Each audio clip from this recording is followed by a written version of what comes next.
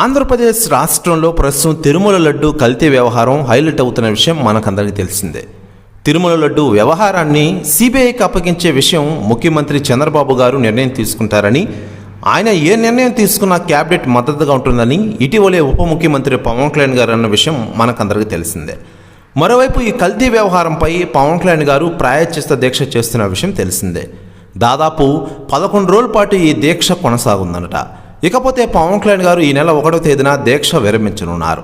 మరోవైపు పవన్ కళ్యాణ్ గారు ఇప్పటికే కల్తీ వ్యవహారంపై జగన్ను విమర్శించిన విషయం తెలిసిందే. తిరుమలలో ఇంత అన్యాయం జరుగుతున్నప్పటికీ వైసీపీ హయాంలో నియమించిన TTD board chairman Subba Reddy, EO Dharma Reddy ఏం చేస్తున్నారని పవన్ కళ్యాణ్ గారు ప్రశ్నించిన విషయం మనకందరికీ తెలిసిందే. గత ముఖ్యమంత్రి జగన్ హయాంలో ఇదంతా జరిగిందంటూ సంచలన వ్యాఖ్యలు చేశారు.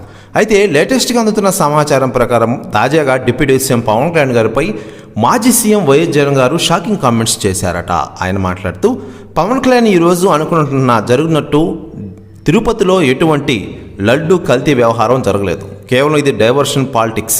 తొందరనే అందరికీ నిజాలు తెలుస్తాయంటూ సంచలన వ్యాఖ్యలు చేశారట వైఎస్ జగన్ గారు. ప్రశ్న వ్యాఖ్యలు వైరల్ అవుతున్నాయి టోటల్ ఆంధ్రప్రదేశ్ రాష్ట్ర రాజకీయాల్లో.